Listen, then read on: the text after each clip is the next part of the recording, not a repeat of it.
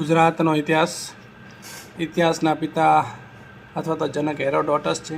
ભારત ઇતિહાસના પિતા મેગસ્થનીસ છે, જેને ઇન્ડિકા ગ્રંથ લખ્યો છે. તે સેલ્યુકસ નિકેતરના રાજદૂત તરીકે ચંદ્રગુપ્ત મૌર્યના દરબારમાં આવ્યા હતા. સૌપ્રથમ ગુજરાતમાં ગુજરોએ વસવાટ કર્યો, જે ભારત અને હાલ પાકિસ્તાન અને અફઘાનિસ્તાનનો ભાગ છે. હુણોએ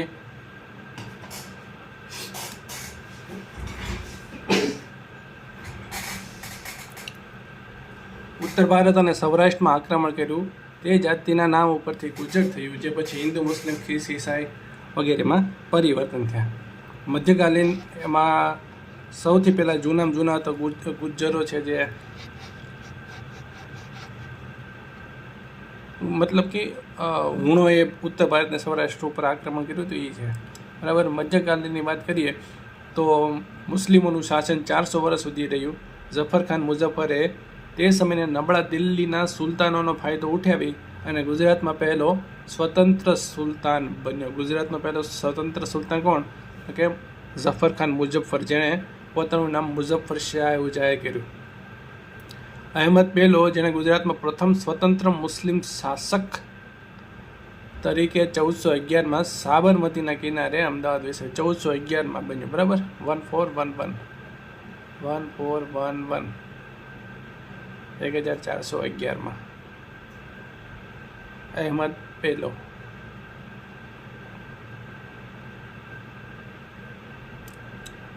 ઓકે, હવે અર્વાચીન એટલે શું? તો કે ભાઈ ઈસવીસન 1600માં, એટલે કે ઈસવીસન પછીની વાત છે. ઈસવીસન 1600માં ડચ, ફ્રેન્ચ, અંગ્રેજ અને પોર્ટુગીઝ દરેક ગુજરાતના દરિયા કિનારેથી આવ્યા અને પોતાના વિસ્તારો વિકસાવ્યા, જેમાં દીવ, દમણ, દાદરા અને નાગર હવેલીના પ્રદેશો મુખ્ય હતા. હવે પ્રાચીન ગુજરાતમાં સૌપ્રથમ ગુજરાત પ્રાંતમાં ગુજરોએ વસવાટ કર્યો, જે હાલ ભારત અને હાલના પાકિસ્તાન, અફઘાનિસ્તાનનો ભાગ છે. હુણોએ ઉત્તર ભારત અને સૌરાષ્ટ્રમાં આક્રમણ કર્યું. તે જાતિના નામ ઉપરથી ગુજર થયું, જે પછી હિન્દુ, મુસ્લિમ, ખ્રિસ્ત વગેરે ધર્મોમાં પરિવર્તન થયું. સૌપ્રથમ મૌર્ય યુગ, પછી એમ કહેવાય કે મૌર્ય યુગ, ગુપ્ત વંશ, મૈત્રક કાળ, અનુમૈત્રક કાળ, ચાવડા વંશ, સોલંકી વંશ અને વાઘેલા વંશ.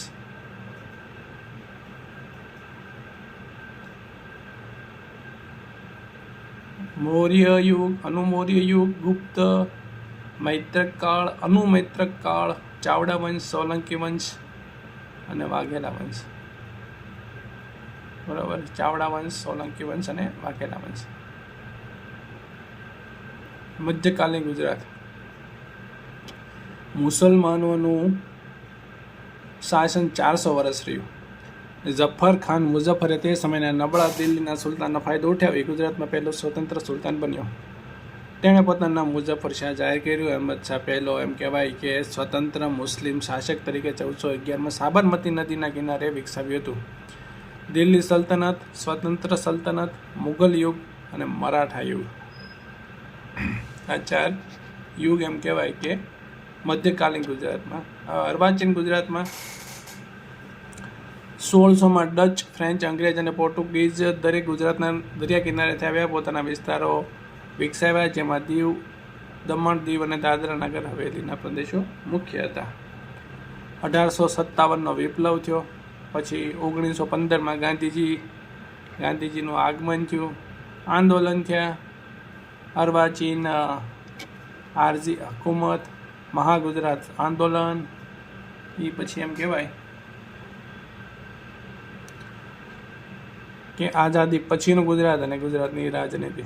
ડાયનોસોરના ઈંડા સૌથી પહેલાં ક્યાં મળ્યા? તો કે મહીસાગર જિલ્લાના રૈયાલીમાં, જે બાલાસિનોર ખાતે મળી આવેલા છે. ડાયનોસોરના ઈંડા આખા વિશ્વમાં, બોલો, ગુજરાત રાજ્યના મહીસાગર જિલ્લાના રૈયાલીમાં એટલે કે બાલાસિનોર ખાતે મળી આવ્યા. આદિમાનવ આફ્રિકાના પૂર્વ કિનારે આવેલા. આદિમાનવ ક્યાં? તો કે આફ્રિકાના પૂર્વ કિનારે. પાષાણ યુગ, આદિપુરા પુરાતન પાષાણ યુગ ઈસવીસન 5 લાખથી 9,000 વર્ષ. બોલો. મધ્ય પાષાણ યુગ, નૂતન પાષાણ યુગ. આદિ પાષાણ યુગમાં શું થયું? અગ્નિની શોધ ક્યાં યુગમાં થઈ? તો કે આદિ પાષાણ યુગમાં થઈ. આદિ પાષાણ યુગમાં અગ્નિની શોધ થઈ. હોમો સેપિયન્સ તરીકે ઓળખાયા. લોકો શિકાર કરી અને જીવન જીવતા હતા. બરાબર. આદિ પાષાણ યુગમાં અગ્નિની શોધ થઈ.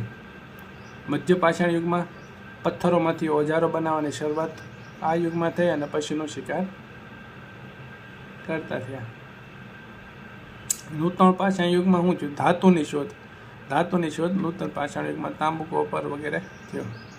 પથ્થર અને ધાતુના ઓજારો બનાવતા આ યુગના અંત ભાગને તામ્ર પાષાણ યુગ કહેવાય છે.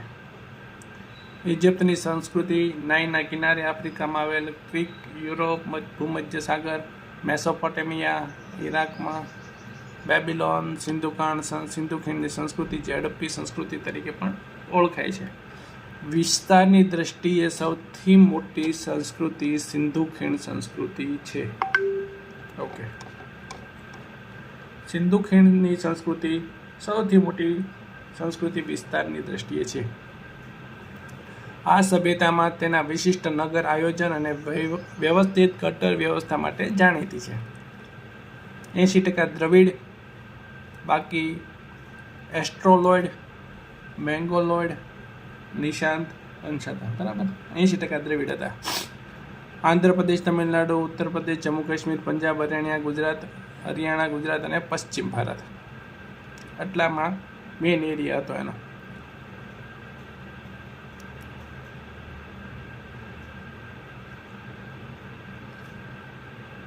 આંધ્રપ્રદેશ, તમિલનાડુ, ઉત્તર પ્રદેશ, જમ્મુ કાશ્મીર, પંજાબ, હરિયાણા અને ગુજરાત.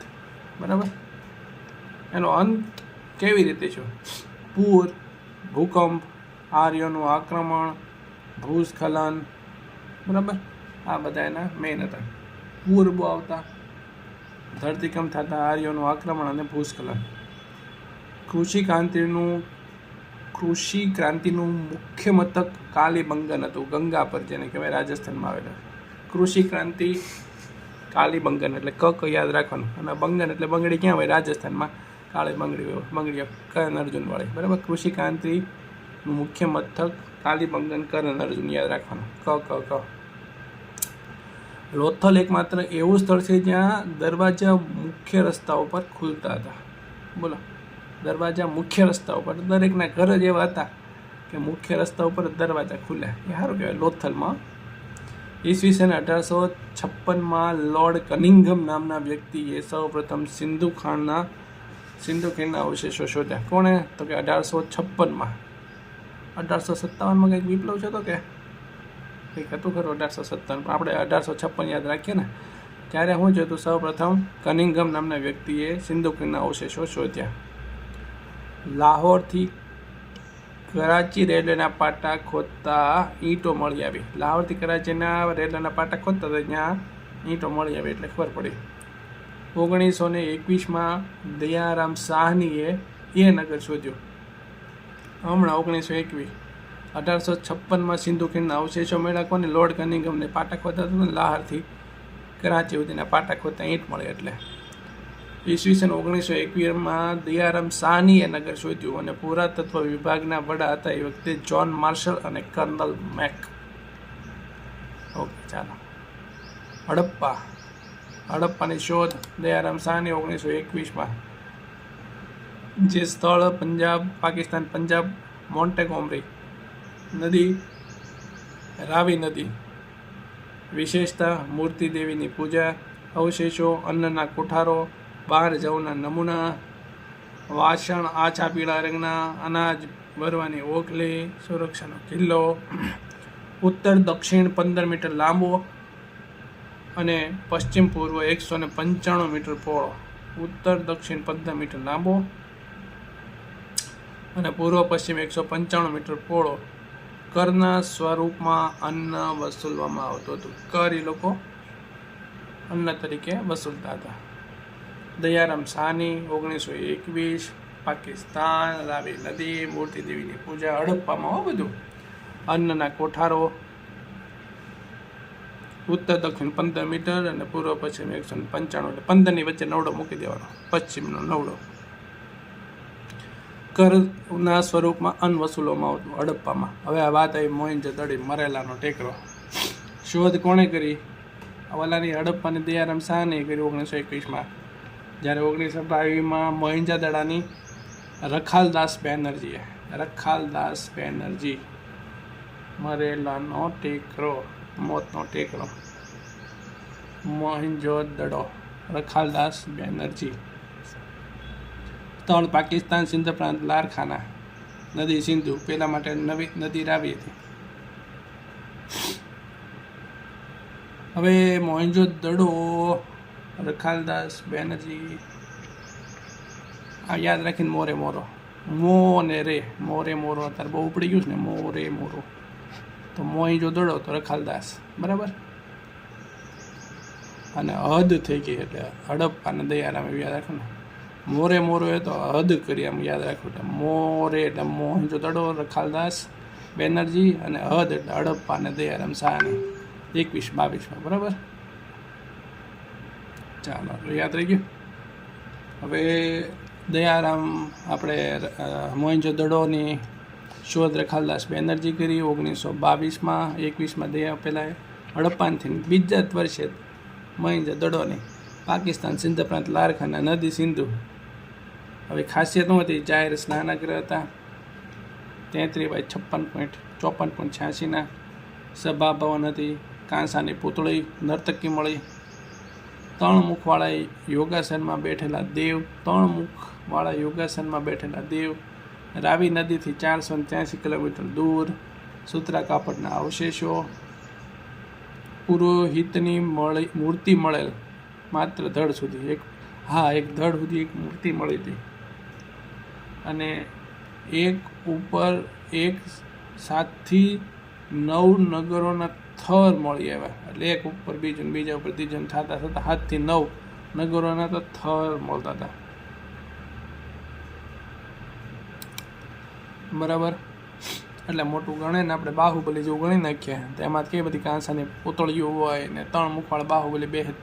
યાદ રાખવું, 3 મુખવાળું યોગાસનમાં બેઠેલા દેવ હતા, 3 મુખવાળા દેવો, બ્રહ્મદેવ જેમ. રાવી નદીથી 483 કિલોમીટર દૂર, સૂત્રા કપડા અવશેષો મળતા, પુરોહિતની મૂર્તિ મળી, પૂજારીની, પુરોહિતની, ધડ સુધીનો ભાગવાળી. અને એક ઉપર એક એવા 7 થી 9 થર મળી આવ્યા હતા. હાલો, કાલીબંગન આગળ નામ સાંભળ્યું આપણે? ક્યાં હતું કાલીબંગન? હા, કૃષિ ક્રાંતિ, કાલીબંગન, કર્ણ અર્જુન, રાજસ્થાન, ગંગા. આપણે યાદ રાખ્યું ને એવી રીતના કૃષિ ક્રાંતિની. હવે વાત આવી અહીંયા કાલીબંગન એટલે કાળા રંગની બંગડી. બીકે લાલ, શોધ કોણે? બીકે લાલ અને થાપર, બીકે થાપર. તેનું ઉત્ખલન કરેલું, બરાબર. આપણે કાલીબંગન એટલે કરણ અર્જુન યાદ રાખી હતી. એટલે 2 પાત્રો હતા, આમાંય 2 પાત્રો, બીકે લાલ ને બીકે થાપર. બીકે 2 છે. કાલીબંગન એટલે બીકે, બંગડી કાળી યાદ રાખવું આપણે. બીકે બંગડી કાળી, કાળી બંગડી, બીકે બંગડી કાળી, કાળા રંગની બંગડી કાળી, બરાબર. અહીંયા લાલ રાખવું, બંગડી કાળી લાલ ને બંગડી કાળી થાપર. હાલો, યાદ રહી ગયું છે. નદી ધર, આકરા એટલે પ્રાચીન સરસ્વતી નદી હતી, બરાબર. સ્થળ રાજસ્થાન, ગંગાનગર. એને માને નામ ગંગા, યાદ રાખો ને તમે. કરણ અર્જુનની માનું નામ ગંગા. વિશેષતા શું હતી? તો કે ખેડાયેલા ખેતરો મળતા. એક ખેતરમાં 2 વખત પાક લેવાતા. કૃષિ ક્રાંતિનું મુખ્ય મથક હતું. તાંબાની કુહાડી, શંખ, બરાબર. રાજસ્થાનમાં ખેતડીમાંથી તાંબુ મેળવતા. માટીના રમકડા ની ગાડી, પથ્થરના બાટ, કબ્રસ્તાન, ઓજારો, ચારે ચક્કુ, છરી, ખેતીના અન્ય ઓજારો, તલવાર બનાવતા નહીં મારા બેટા, ઓજારો બનાવતા પણ. અચ્છા, આ બધું બનાવતા નહીં, ઓજારો, છરી, ચપ્પુ, ખેતીના અન્ય ઓજારો, તલવાર બનાવતા નહીં. બરાબર. ચાલો હવે ચનહુદડો. ચનહુદડો ગોપાલ મજનુદાર. ચનહુદડો કેમ યાદ રાખશું ચનહુદડો ને? આ દડો યાદ રાખો. ગોપાલ કૃષ્ણ ભગવાન દડેથી રમતા ને, ગોપાલનો દડો, એવું યાદ રાખીએ. બરાબર. ઉપર આગળ હું તો કાળી બંગણ એટલે બંગડી કાળી, બીકે બીકે લાલ, બીકે થાપર. એનાથી ઉપર આપણે વાત જોઈએ તો મોરે મોરો એટલે મોહેંજો-દડો રખાલદાસ બેનર્જી, અને હદ કરી એટલે હડપ્પા ને દયારામ સાહની. ઓકે, ચાલો હવે દડો ગોપાલદાસ મજનુદાર, નદી રાવી, લિપસ્ટિક. લિપસ્ટિકને અવશેષ હમણાં લિપસ્ટિક, પથ્થરના મણકા બનાવવાની ફેક્ટરી, એક મહોર ઉપર ઘડિયાળ અને માછલી અંકિત કરેલ મળી. મોહેંજો-દડો 130 કિલોમીટર દૂર છે. આ મોહેંજો-દડોથી 130 કિલોમીટર દૂર. બોલો.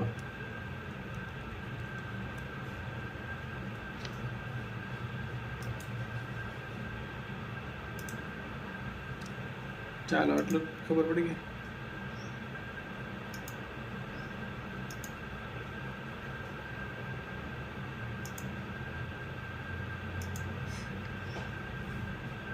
હવે વાત આવી આલમગીરપુર.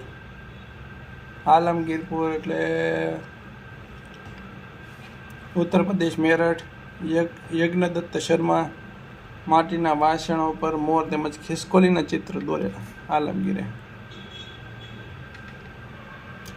રોપડ પંજાબ, નદી સતલજ.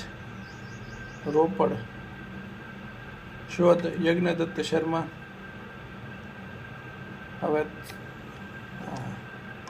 આલમગીર યુપીમાં આવ્યું, યુપી મેરઠ. લિપસ્ટિકની કઈ થઈ આપણે ગોપાલ મજનુદારે ચનહુદડોમાં. ખિસકોલીના ચિત્રો ક્યાં આવ્યા? તો કે આલમગીરમાં. આલમગીરપુર.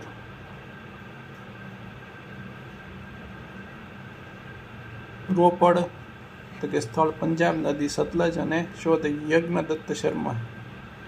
રોપડ.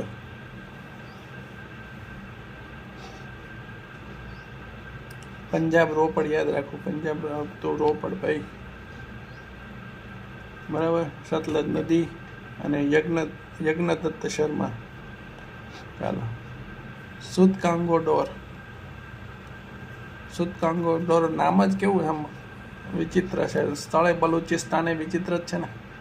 એનું શોધક S.R. સ્ટાઇન ને એ વિચિત્ર જ છે. બધો વિચિત્ર લાગે છે. એટલે બધા નામ અટપટિયા હોય ને એ સેટ કરી દેવાનું. સુતકાંગોડોર, બલુચિસ્તાન, S.R. સ્ટાઇન. વિશેષતા બંદર હતું. વિકસિત હડપ્પા સંસ્કૃતિ જોવા મળી. વિકસિત હડપ્પા સંસ્કૃતિ ક્યાં જોવા મળી? તો કે સુતકાંગોડોરમાં. બોલો, વેરાયટી વાળું હતું ને એટલે. હવે હરિયાણામાં ક્યાં આવ્યું? તો કે બનવાલીમાં. સ્થળ હરિયાણા. હિસાર નદી, સરસ્વતી, પ્રાચીન સરસ્વતી. બનવાર ને બિસ્ટ યાદ રાખીએ ને. S.R.S. બિસ્ટ, રવિન્દ્ર બિસ્ટ. બનવાર બિસ્ટ. હળના માટીના રમકડા, જવતલ, સરસવ મળી આવ્યા. નગરની રચના શતરંજના આકારની હતી. માટીના વાસણો ઉપર સિંધુ લિપિના અક્ષરો હતા. ચાલો. સિંધુ ખીણની સંસ્કૃતિ વિશે માહિતી. આ સંસ્કૃતિ માતૃપ્રધાન હતી. પવિત્ર વૃક્ષ પીપળો, પવિત્ર પશુ એક શૃંગી પશુ. સિંધુ ખીણ સભ્યતાની લિપિ ચિત્રલિપિ અને બુસ્ટોફેરસ પણ કહે છે. સિંધુ ખીણની સભ્યતાના લોકો લોખંડથી અજાણ હતા. લોખંડની ખબર જ ન પડતી. મુખ્ય દરવાજા પાછળના ભાગમાં ખુલતા. ધાતુ, કાંસુ, તાંબા હતું. સુરકોટડામાં ઘોડાના અવશેષ મળી આવ્યા. સુરકોટડા, ઘોડા એવી રીતે યાદ રાખવું. ડાડા. સુરકોટડા ને ઘોડા. સૌથી વધુ મુદ્રા એક શૃંગી બળદની હતી. ભારતનું કાપડ બેબીલોનના સિંગ તરીકે ઓળખાતું હતું. અન્ય વિસ્તારમાં સિંધન તરીકે ઓળખાતો પહેરવેશમાં ધોતી શાલ, મુખ્ય રમત પાંસા અને સોગઠા, નદીઓમાંથી પૂરથી બચવા ઓટલા પર મકાન કરતા, આગમાં પકવેલી માટી ટેરાકોટાનો ઉપયોગ થયો હતો અને શકન તરીકે સ્વસ્તિકનો ઉપયોગ કરતા હતા. ચાલો, આ હતું સિંધુ કિંગ